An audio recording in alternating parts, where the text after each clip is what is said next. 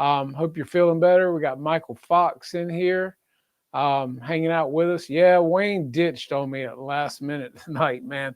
Um, I'm thinking, couldn't you give me a heads up or something? Waits till 8 o'clock to tell me, hey, man, I'm not going to make it, blah, blah, blah, whatever. Um, but let me see what guy's sending me right now. You're late. You sent that to me. um, no, he's not going to be here. Um, he is, I guess he had a long day at work today. Bless his heart. I just don't know. Um, but anyway, it's all right. I've got a great video for you guys. And if you haven't seen it already, I'm going to show it to you now and let you see this because I think it was a beautiful flight. I can't play the sound in it because, of course, you know how that works. They had music playing at our fly-in and everything, and they'll monetize. They'll strike me on the show tonight if I do that. I didn't monetize the video just because it doesn't matter. It's just a beautiful video of George flying his B-17 and looking good. So, but if I do it on here with sound, of course they'll monetize. They'll take the monetization away for the show. So I'm going to play this for you guys, and I hope you enjoy it. Give me 1 second here. All right, so here we go. All right, so I took it off so they won't give me crap, hopefully. But yeah, this plane looks great in the air, and it flies so good. And he actually, I think he said he was getting like 12 to 13 minutes out of this flight, which, he didn't fly it that long, according to that, but he did fly it for about 6 minutes, I think. But we'll just sit here and check this out. That plane is beautiful, guys, and the detailing that he put on it and everything. And our president was actually wanting one of these, so he was there and he got to see it fly. He wants to put gas engines in his. George went the electric route with this particular airplane, which, again, this got its pros and cons. You got your gas, it sounds great. You got your electric, you don't have the headaches of gas and all that stuff. So there are a lot of pros and cons. It just depends on which one you want. But look at that airplane. It just rotates so smooth and just looked fantastic in the air. You can see we had cloudy skies that day, but it turned out to be a wonderful day. Hardly any wind. It never rained until like 3:30, 4 o'clock that afternoon. So we had a super day. Great food, great prizes from Legend Hobby, of course, and High Tech, ZoomRC.net, HRB. Had a lot of great raffle prizes. And yeah, so George was ringing it out and just kind of giving some nice, everybody was watching because the president announced to everybody that he was flying this B-17. And in the video, you can hear the music. He was playing some age-appropriate music for the plane flying, which I thought was really cool. And like I said, everybody just kind of stopped and zoned in on this airplane. And Wayne and George were standing there on the flight line together. I think Wayne was spotting for him, which, as you can see, everybody was watching it, so nobody else was really flying. He did the bomb drop later on in the day with this plane, and that was really cool. Everybody really liked that as well, where he dropped the powder-filled Legend Hobby bombs out on the ground, and everybody was digging on that. But, I mean, considering the gray skies don't really, do the plane justice, you can see what a smooth, just a beautiful flying plane this is. What's up, Algrid? How you doing, man? Yeah, Jay, it is amazing, and it flies super nice. He said it's like Phil Camp. Both of them say it's just a kitten in the air. It's got a large wing. It's 125-inch wingspan. You can go gas if you choose, or electric on this airplane. George is the electric meister. He has this plane just set up perfectly, and it just, as you can see, it just flies so smooth and scale. He actually said he thought it was a little nose heavy, so he was adding a little tail weight to it throughout the day. But him being the pilot, knowing how it feels on the sticks, we all know that, how we can tell how a plane feels in the air, if it's heavy or light or whatever. But yeah, he said he'd rather have it a little heavier in the tail. But it is a beautiful plane. And again, video, sorry for the cloudy skies. It doesn't do it the justice that a sunny day would have done it. But I just wanted you guys to see this plane fly because it flies so incredibly well. And if any of you guys are thinking of getting one, I believe they had some come in at Legend Hobby, and this will be the final containers before the spring of next year. So if there's something you want and you want to get started on it, now's the time to click that button and get you some stuff for the winter time, because a lot of us will probably be trapped inside and won't be able to do a whole lot. It's supposed to be really windy here this weekend. It's only supposed to be 71 degrees, but we've got a little disturbance sitting off the coast. And I think the winds are supposed to be 24 up to 24 this weekend, Saturday and Sunday, which means that, well, we won't be flying because I think it's going to be a direct cross at that. But I did try to get you guys some great videos of this plane, all of George's planes flying. I've got several more I've got to get put up for you guys so you can see them fly. We've got the A1 Sky Raider. We've got the P-47, the F-7F Tiger Cat. I wish I had gotten the maiden of Guy's B-25 because that is a beautiful airplane. And it flew really well. And we weighed it, and I think it weighed 31 pounds, if I'm not mistaken, fully dressed out and ready to fly.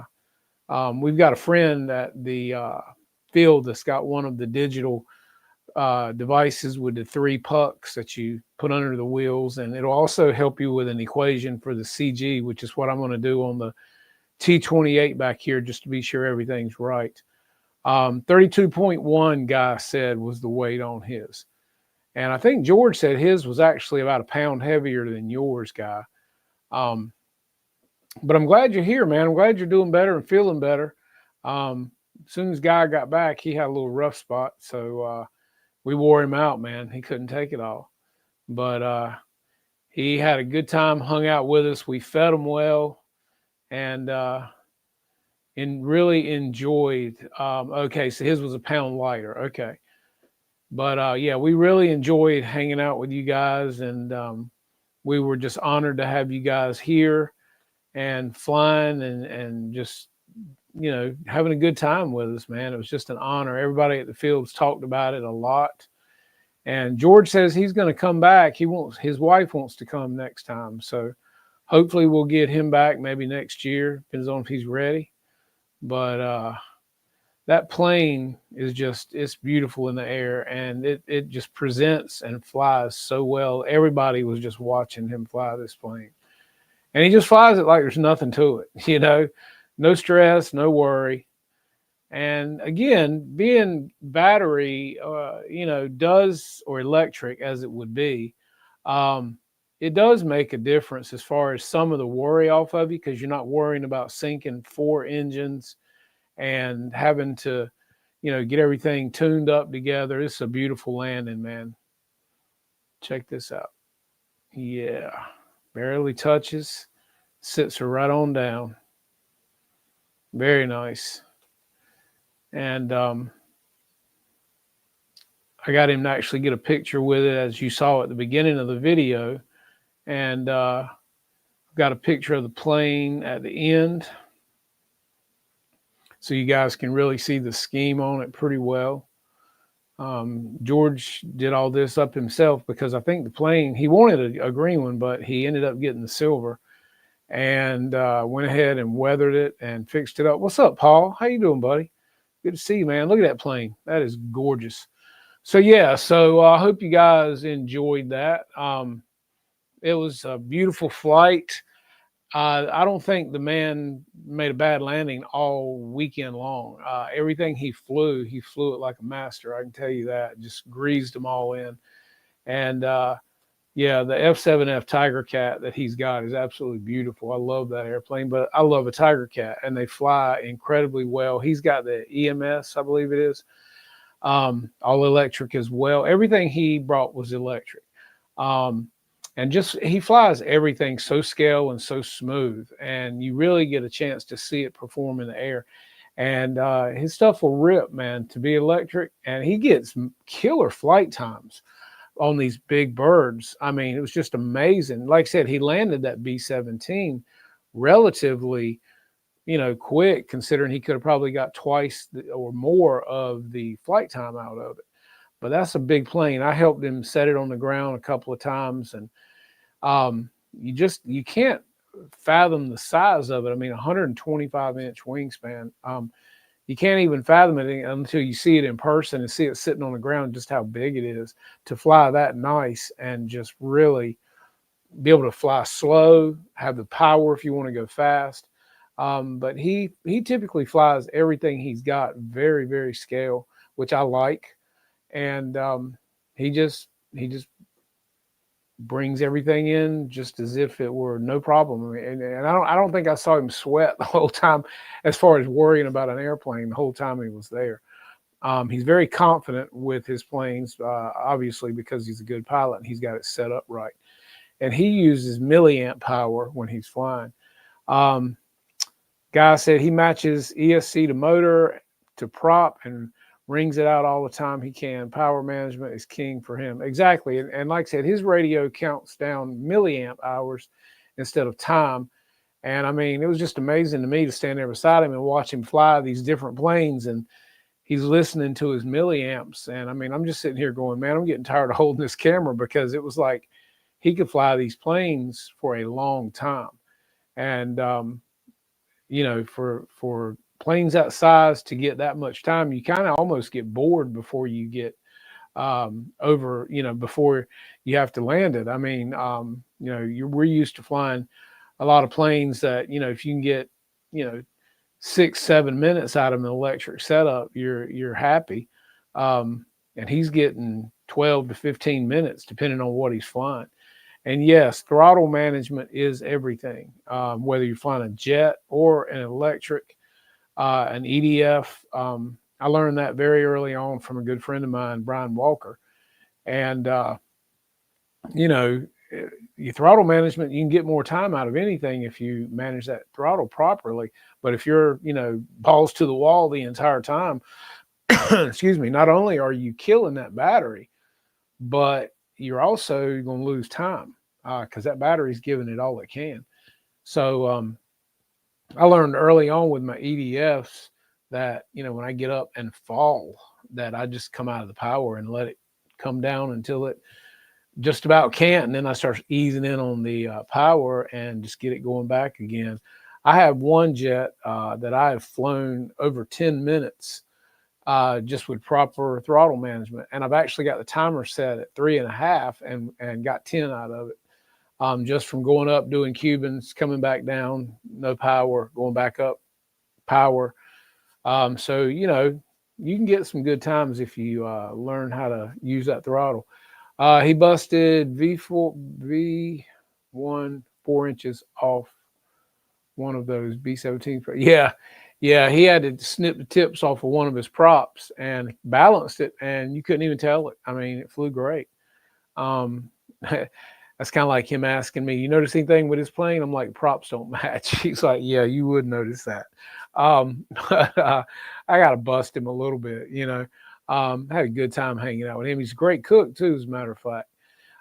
Took 1/4 inch off of it, man, off of each tip, and balanced it, and you never known it other than you could look at it if you knew what you were looking for. When they put the new prop on the Albatross, the tips on all of them were yellow but one, and it was white. And he asked me, he said, okay, what's wrong with this plane? I said, those tips are white and those are all yellow. He said, man, I said, well, you asked me. He said, yeah, but you would notice something like that. I'm like, yeah, I would. Yeah, his Philly cheesesteaks and his breakfast sandwiches were off the chain, man.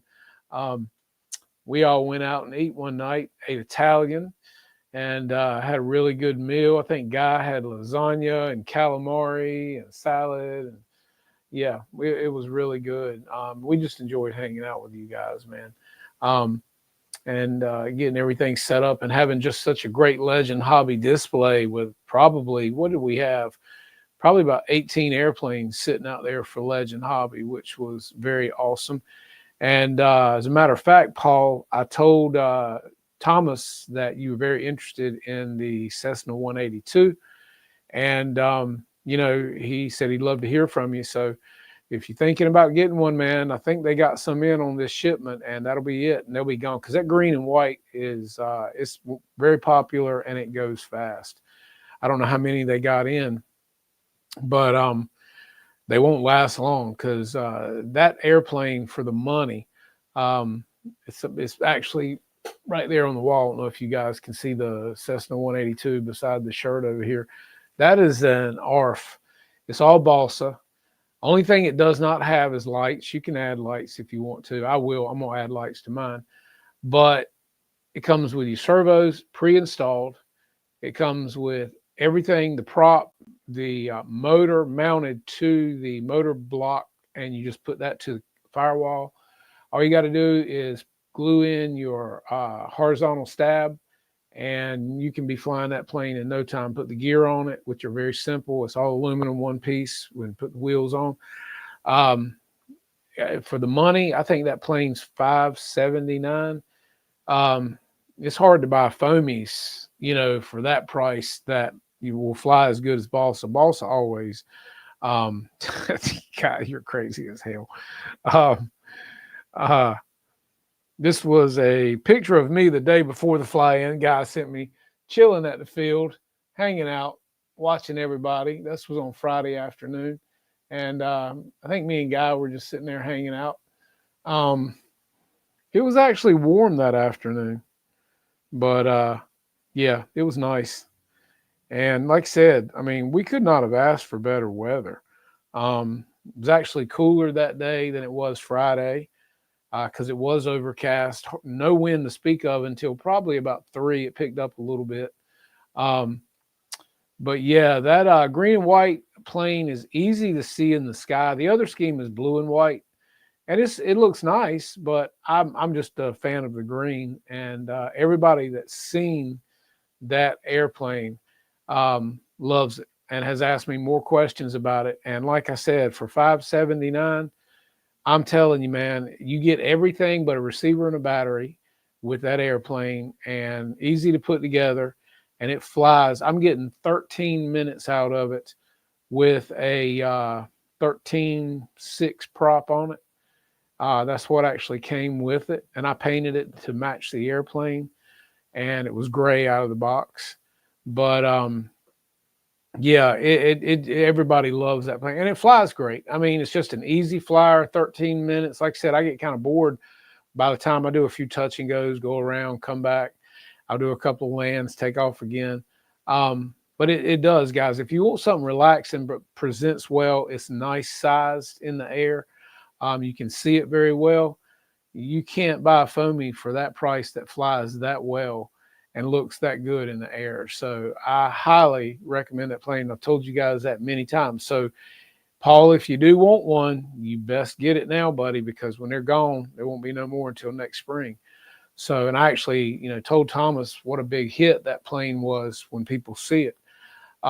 We had the Cessna Caravan out there in the camo that a fellow member, Nelson, won last year or year before last, and he had that sitting there with our display. We had the 2 RV8s. We had the T-28 sitting out there. Gosh, what else? Trying to think. We had so many airplanes. I just couldn't keep up with all of what we had alone. There was a lot of people there. Phil, what's up, buddy? Your buddy Wayne, he bailed on me tonight, man. Or I gave him the night off, whichever. I didn't fire him or nothing like that. He just had a long day. He didn't get home from work until I think 8 o'clock. So I can't wait to hear what the story is on that. What's up, Paul McNeil? How you doing, man? Good to see you. Jeff in Lower Alabama, or LA Jeff, as I like to call him. Phil Cochran, good to see you tonight, man. Yeah, just hanging out. I'm thinking, I don't even think Wayne got any flying in this weekend. From what I know, he didn't mention it. This is Yeah, that's me. Me and George standing there. We look like frickin' frack. I'm tall, he's short. That was uh that was us standing there hanging out. Well, I can get, as Wayne says, the Ken and Barbie cam. Yeah. But yeah, that was us hanging out. Had on my high tech hat. And high tech was good to us too. They sent us shirts, hats, sunglasses. What else? Oh, four nice servos, and everybody was super stoked to get those. Um, so yeah, we had some really good prizes. ZoomRC.net sent us some great stuff as they always do. Scale RC Engine sent us $100 gift certificate. Um, and I'm just telling you, we couldn't ask for a better group of sponsors, guys, that look out for us. Thomas sent us a beautiful L19 bird dog. We gave away a DA70. We always have great prizes. So if you can ever get to our events, definitely try to come. We gave away a lot of Legend t-shirts. We gave away Legend hats, Legend tumblers, pins, X-Acto knives, keychains, socks. And those Legend socks are the bomb. I'm going to go ahead and tell you guys, they are moisture wicking, thank God, and they are very warm in the wintertime. I wear mine a lot in the winter. They're just warm. Um, so yeah, good stuff. Thomas don't skimp on nothing, and his quality is like amazing as far as all his merch and stuff goes. He really gets good stuff. So everybody's always excited for the stuff that we have and that we pass along to our raffle ticket holders every time. We sold out of all our food.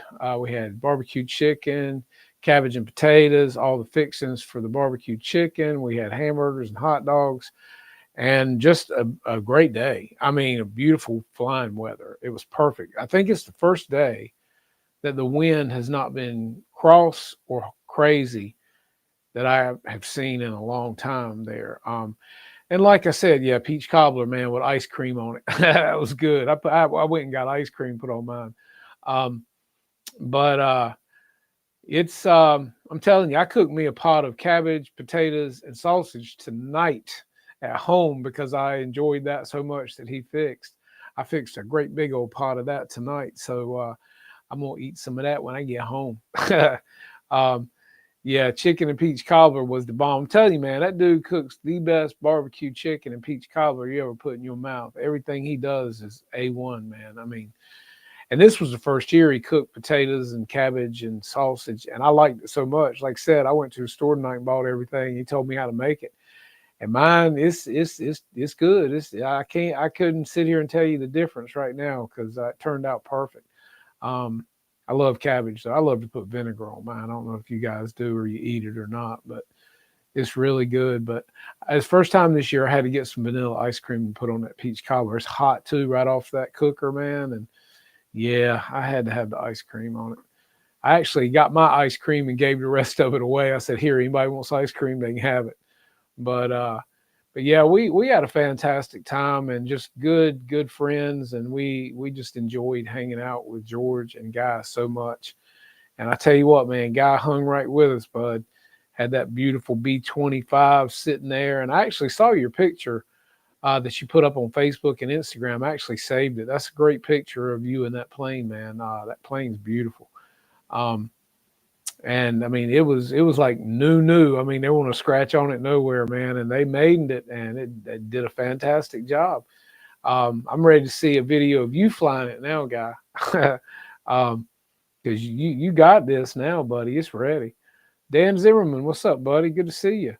Um, Working on his FMS T28. I hear you, man. Good deal.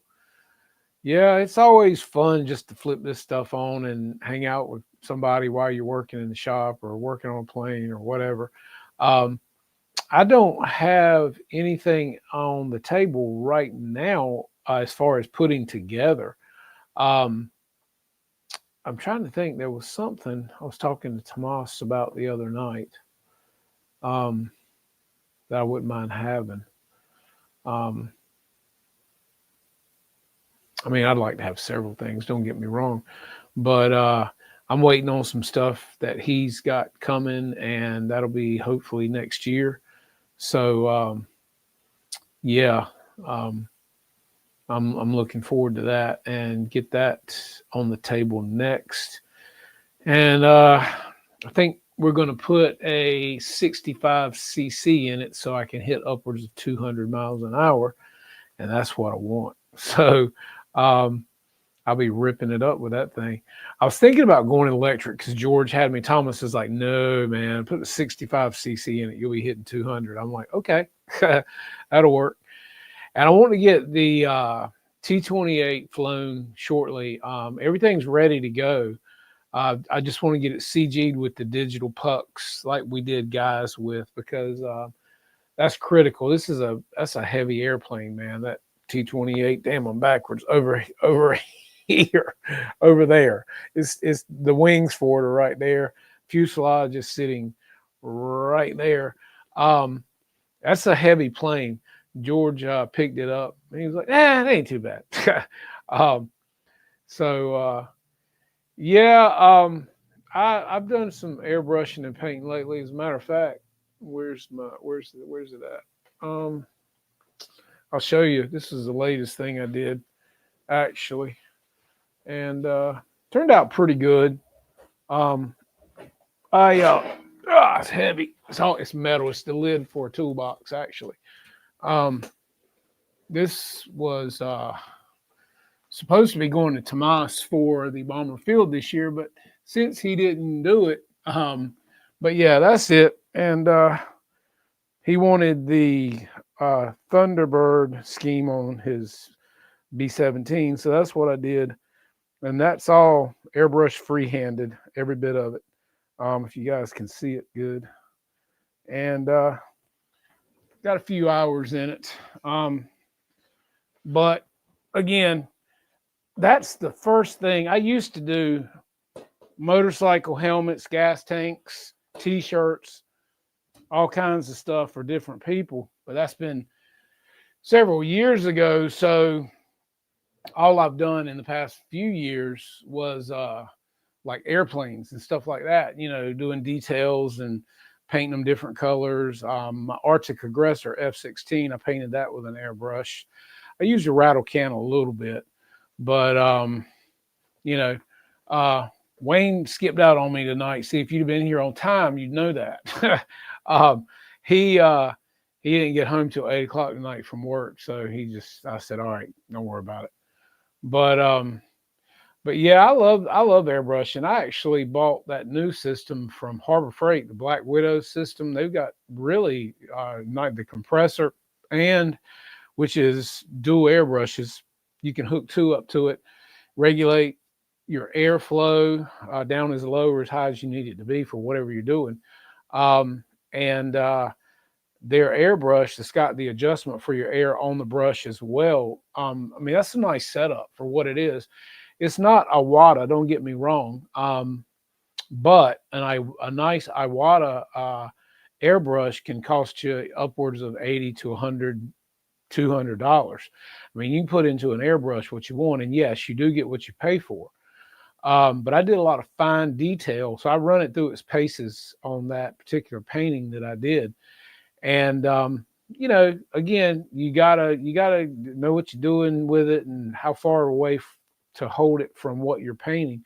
If you're using really low air pressure, you got to be a little closer to what you're painting. If you're using a lot of air pressure for a bigger spray, you can hold further back.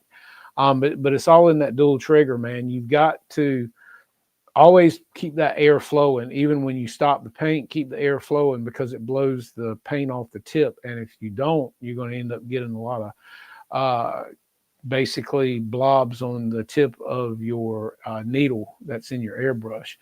So it just takes time. You're best off to work on a big piece of paper first and learn how to do dots and lines, fine lines, big lines. If you'll practice and master doing lines, thin and wide, and everything, and dots and this and that, you can use an airbrush, and they're fantastic. And well, Jeff, I mean, if you don't, it depends on how you thin down your paint. You've got to know how to thin paint for an airbrush, and it's got to be done. You know, a lot of times like 20 to 1. Um, you know, and you got to use the right type of thinners. Some people just use water. You can, but there are specific thinners that work great with certain paints. And again, you get what you pay for in airbrush paint. You buy the more expensive paints, they spray better. You buy cheaper paints, well, it's hit or miss, especially depending on your thinning techniques. Um, but you know, if you'll get used to painting on a nice big piece of paper and holding your hand steady using your elbows and your body as your guide, um, you'll get the hang of it. You just got to be close or far away or somewhere in between, depending on what size line or what size detailing. If you're doing something like panel lines, like on that particular airplane, you got to use really low air pressure. Paint's got to be thin right, and you got to be close to what you're doing and use a fine tip needle. Because there's all different sizes of needles for what you're doing too. And if you're doing really fine line work, you got to have a fine tip needle, low air pressure, and the right paint. And it's funny because all of your different paints, white, black, colors, they all shoot differently. White um, can sometimes be okay right out of the bottle, depending on what company it is. Black tends to be thick. And so you got to learn your dilution rates. And if you use a plastic cup and put, say, you know, depending on what you're painting, so much black in there, and then dilute it, say, 10 to 20% first with a dilutant. When you turn the cup and turn it back this way, if it kind of clings to the side a little bit, you're probably pretty good. If it runs right off the side, it's too thin. And too thin of paint will definitely cause a problem. Like Jeff will say, it'll cause splatters. It'll cause runs, especially painting on metal. That's metal, and that is a bear. Painting on a absorbent surface like a canvas or t-shirt or paper, a thick grade of a good drawing paper, is more forgiving than metal. It's kind of like painting a car with a big sprayer, which I've done, and I love using a big paint sprayer like you use in an automotive shop too. They paint really good. But just practice on those lines and dots and fine lines and wide lines. And if you'll master that, there ain't nothing you can't paint, man. And with today's ability of stenciling or Snap GTP, you can take any picture and turn it basically into a line drawing. And then you just need to get it put on whatever it is you want to paint, from a stencil or from a projector or something like that, and then you can go from there.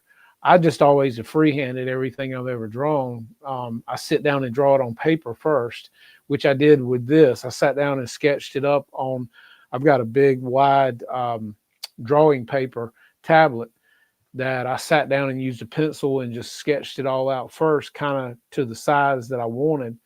And then just kind of went from there. Once I draw it one time, I can pretty much draw it again pretty easily, because it's kind of like muscle and dexterity and muscle memory and everything else.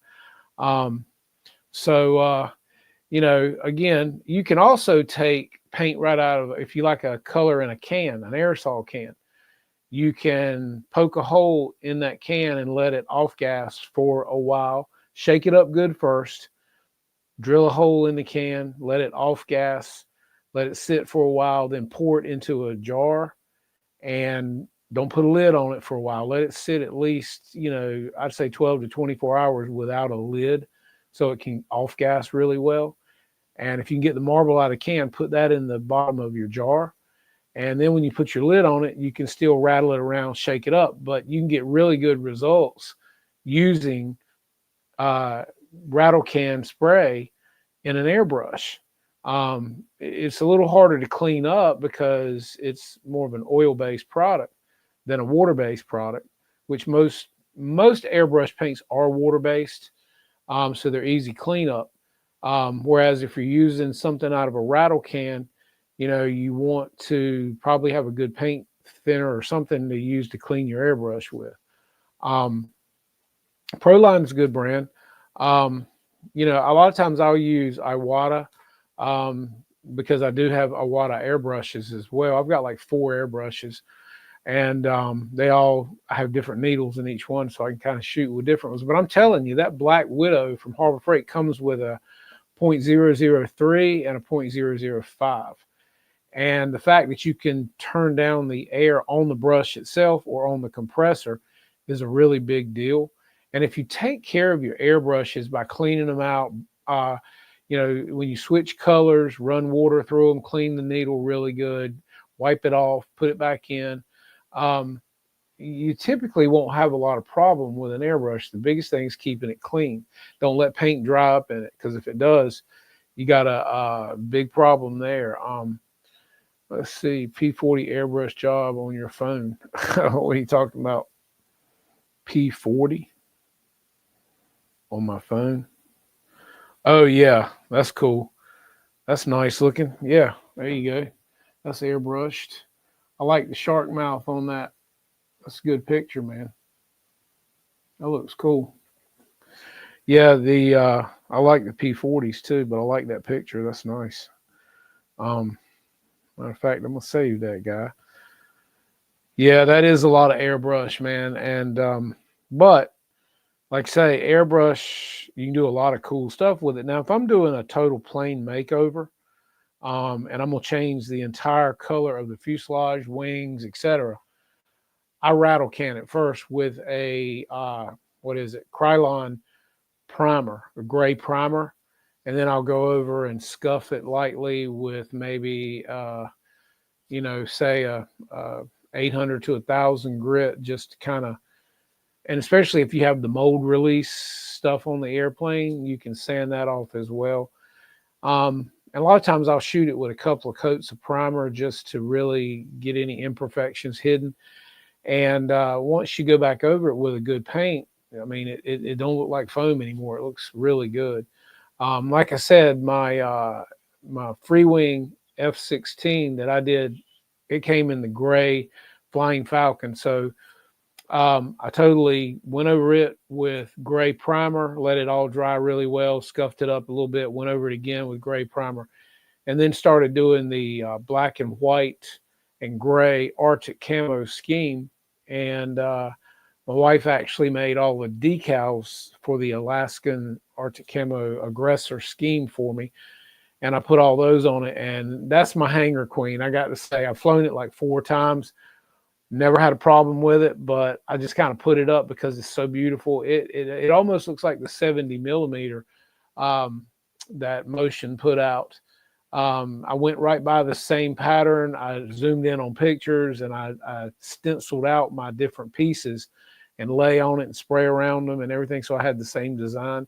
It's funny. I've had a couple of people ask me, is that a 90 millimeter? Did they make that? I'm like, nah, but it's painted identical to the 70.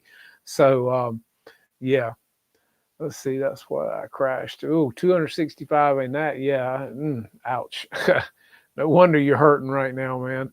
Um, so yeah, so if you're looking to get into airbrushing, you first of all, you got to have a decent compressor that you can regulate the airflow, and that Black Widow air compressor is really great for that. Not only that, but it'll take 2 airbrushes. So they give you the compressor, they give you the moisture catches, they give you 2 hoses, all the fittings, and you can dial down the pressure on both of those airbrushes to what you want it to be, or turn it up to 25 or 28 psi, depending on how big an area you're spraying.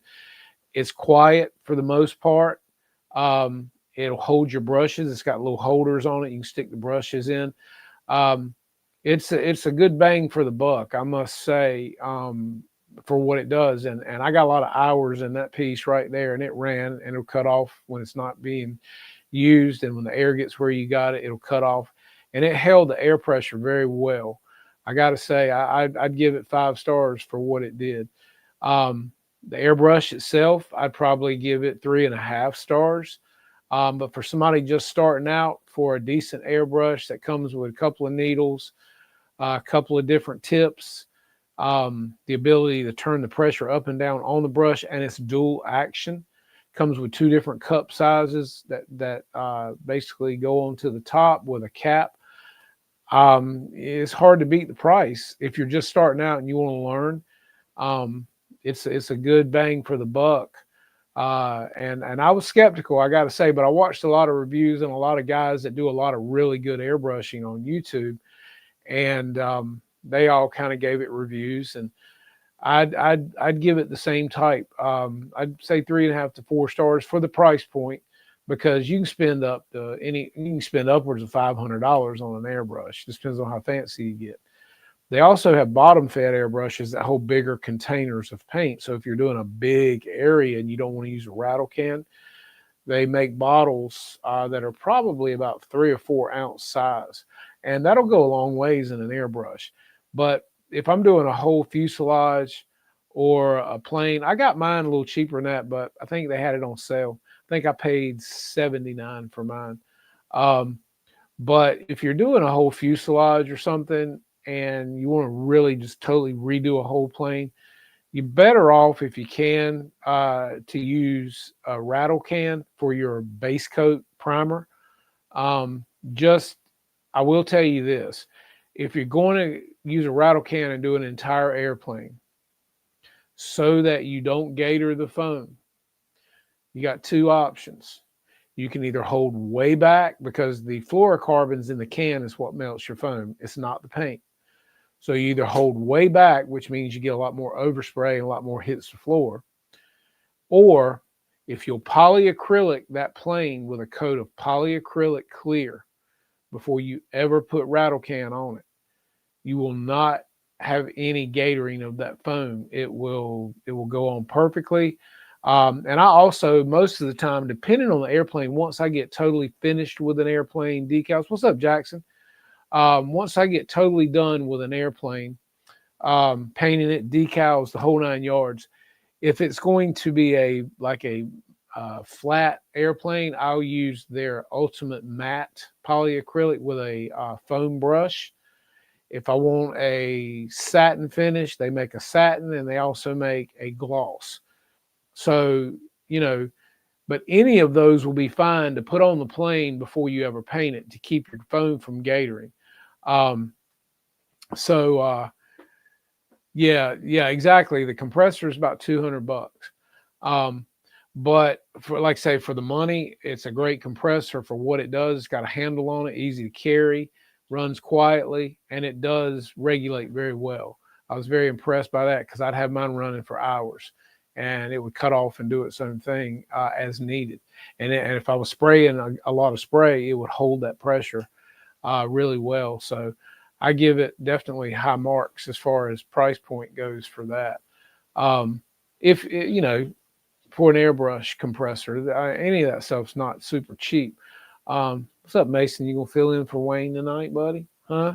You filling in for Wayne tonight, buddy? Hey, tell him hey. Say hey out there in TV land. Tell him hey, boo.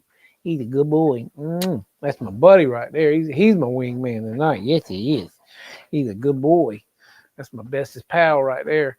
But but yeah, polyacrylic before you rattle can, and you won't gator the foam, and you get a nicer finish on it, because it fills in some of the little spaces in the foam and stuff like that. Typically I don't, Guy, because I normally run a box fan with a filter strapped to the back of it to pull the air away and kind of filter the paint so it doesn't get on the fan blades. And that works really good. So, you know, yeah, I mean, I'm kind of spraying away from me too. And as far as airbrushing, I normally use water-based paints, and you don't get, it's funny, you don't get a lot of overspray from an airbrush. That's what's so cool about it.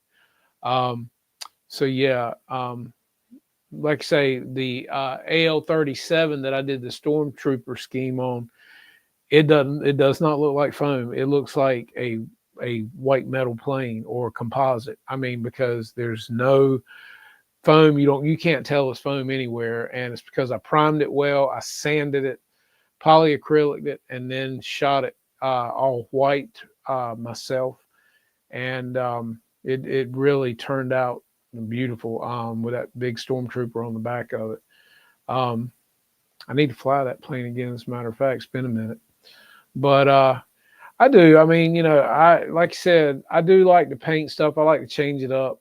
Um, I've painted my Spitfire. I've done a lot of weathering on it. That's the cool thing about an airbrush too, is that you can really weather really nicely with the panel lines and make it look like it's flowing off the plane.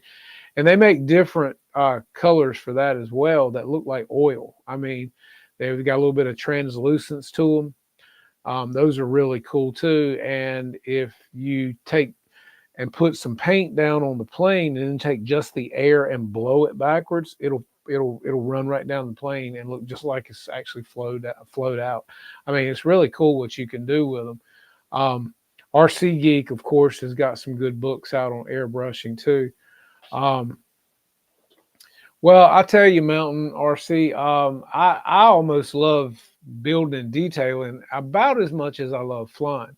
The only problem with it is um, when you take a brand new plane out of a box and you spend all this time weathering it, painting it, decaling it up, making it look good, it makes the pucker factor go up even higher when you do maiden it, because it's almost like if I mess it up, I got to go back and repaint it again.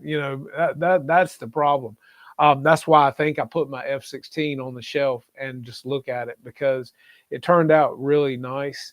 And the few times that I flew it, I was worried the whole time that I was going to booger it up and have to go back and paint it.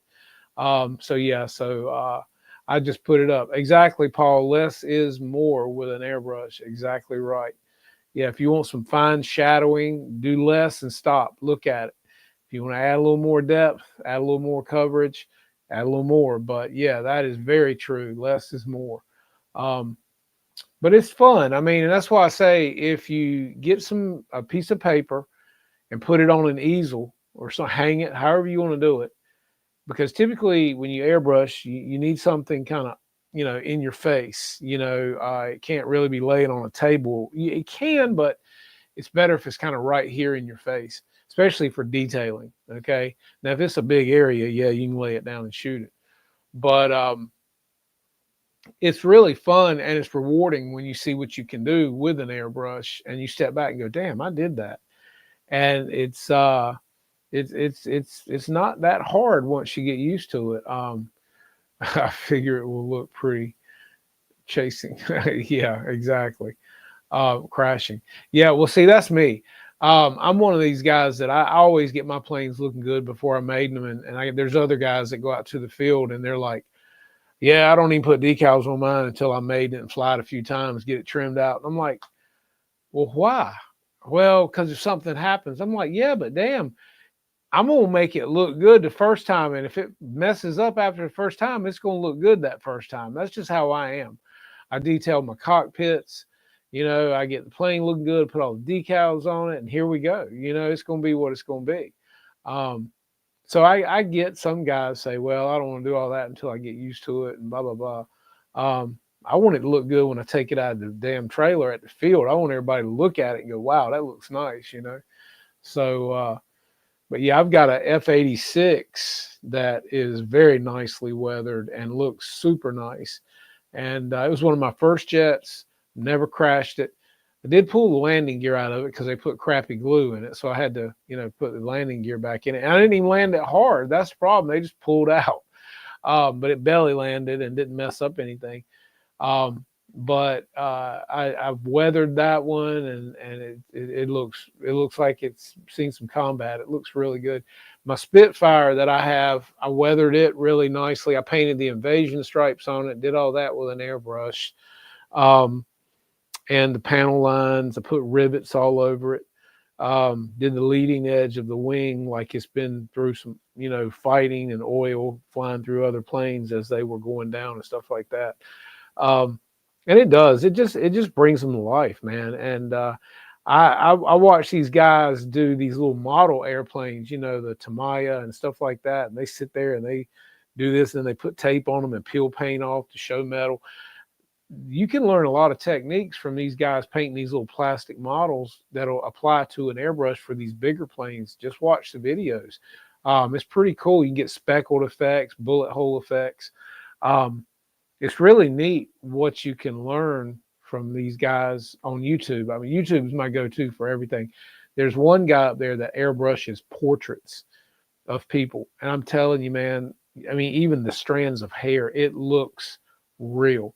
What's up, Craig? How you doing, man? Um, NGH 4-stroke 30cc size. Anybody know about an NGH 4-stroke 30cc size? Well, what do you want to know about it, man? Guarantee if Wayne was here, he would know. I've got a 4-stroke Sato FG36 in my Spitfire, and I love it. I like a 4-stroke personally. They sound good, and mine runs great. Let's see. Paul said, Craig, what's up? Yeah, what you need to know about it, man. Somebody in here could probably answer it.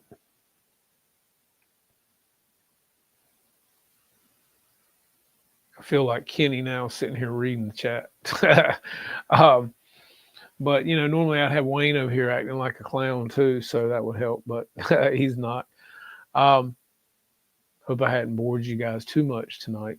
Like I said, I'm tired too myself. Let's see. Yes, Phil, put North Carolina on your calendar for next year.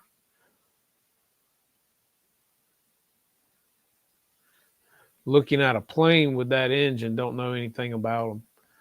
Yeah, I'm sure Wayne would. I don't know anything about the NGH.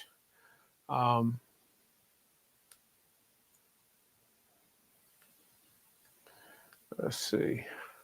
Making sure I'm just reading the comments over here on the other side of the screen in case you guys are wondering, trying to keep up with everything. Let's see. I will. Dates ASAP, please.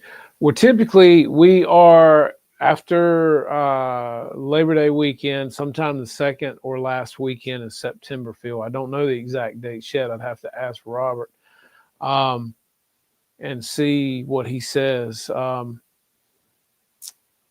And I'll let you know. Has anybody in here gone to Fall Knoll? I know that was going on. I think that was last week. I think a week before. But I wonder if they had good weather and everything. H&R Drone, what's up, buddy? Good to see you here tonight. Thank you guys for dropping in. Like I said, I'm just sitting here rambling about painting and detailing airplanes because, like someone else said, I love doing that almost as much as I do flying them. Wayne doesn't like any of that stuff. He doesn't like putting on decals or anything. So you're at Fredericksburg now. I hear you. Getting around. Yeah, taking that B-17 around, showing it off, right? That's a nice looking B-17 you got, man. I'd love to have seen it flying with George at our fly-in. Let's see. Jackson said he's stopping by Fredericksburg on Friday. Yeah. Like I said, the weather here this weekend is looking pretty daggone windy. We've got a disturbance off the coast of North Carolina. Nothing major, but it's going to cause a lot of wind. It's going to be cooler. It's going to be 71 degrees, I think, Saturday and Sunday for the high. We got an 84 today, man. It's like I opened my house for a week, enjoying the cool weather and the cool nights because it gets down in the upper 50s. And then, you know, a week later, it's 84 again. So I got to close the house back up. So I got the house closed up right now because it was 84 today. But the temperatures are supposed to be going back down the rest of this week into the weekend. But it's going to be windy, of course. I think 24 mile an hour, and it'll probably be a direct crosswind. So won't nobody be doing any flying. Let's see. Finishing off the aircraft is the best. Yes, it is. Well, I tell you, my F7F Tiger Cat will fly just about in anything. Yes, I do have a gyro in it, but it flies amazing. I will just about bring that airplane out and fly it anytime, anywhere, because it's just the most stable flying, locked in plane, and it'll handle wind great. You know, the biggest problem with any plane. I don't care what it is or how good it flies.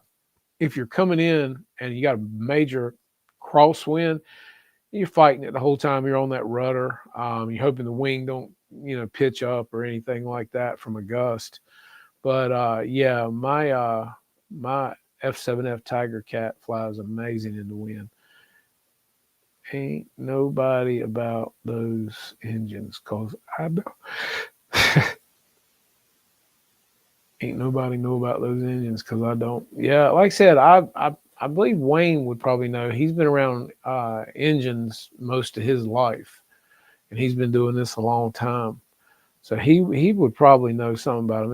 It amazes me the stuff he knows about gas engines, because that's what he was raised on, and that's what he learned to fly. And he used to live in California, and he stayed at the hobby shop all the time when he was in California. That's where his dad could always find him, was at the hobby shop. So, but yeah, I'll ask him about it. And like I said, I'll see what he says, and maybe next week we can have him up here. Um, but you can always take the engine out and put a different one in. Put one in you like. Um, yeah, landing time is always exciting when it's windy. Man, you don't never know what's going to happen. You're just hoping to get that plane, especially if you're coming in crabbing, you know what I mean? And the winds, that's not good. So, man, hour went by quick tonight, guys. That's pretty shocking. I hope I hadn't bored y'all too much rambling on. Just trying to keep you guys occupied, but I appreciate y'all being here as always, man. Just having y'all hang out, and I enjoy doing this and seeing you guys in here every time. And I appreciate y'all's support and being here. If you haven't seen George's video of the B-17 fly, please go watch it and like it. And if you're not subscribed to the channel, please do that, because we're going to be putting up some more as well. Might have to fly a kite this weekend. Well, yeah, I mean, if it's a good engine, sure, don't change it, but run it. See what it does. If it doesn't run good for you, you know, run the snot out of it. See what happens.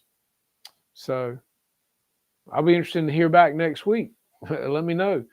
Hope it works out for you, because if it does, don't change it out if it fits the plane great and everything else. And it might be a great engine. Who knows? Could be an older engine. I don't know.